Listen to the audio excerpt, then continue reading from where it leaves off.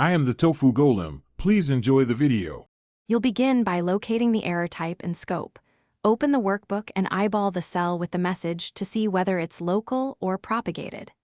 Next, make a backup copy so you can experiment safely, and check Excel's calculation mode because manual mode hides updates.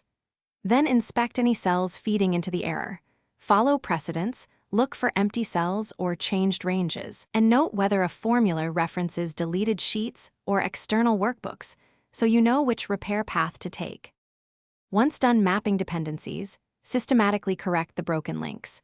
Use trace precedents and dependents to see which inputs feed the faulty cell, then correct range typos or restore deleted columns. If formulas use hard-coded values that changed, replace them with reference cells so updates flow automatically. When a calculation can legitimately fail, wrap it with IFERROR or check with isNumber or ICERROR to return a safe alternative. Make sure to force a recalculation and re-evaluate related. To finish, validate your changes by running Excel's error checking and stepping through the formula with Evaluate Formula so you see intermediate values and order of operations. This shows why a result went wrong.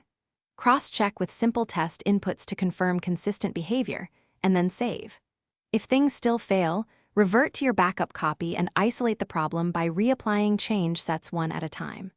Troubleshooting tip: when stuck, replace complex portions with plain values to narrow the fault quickly. Thanks for watching. Consider subscribing if we helped you today.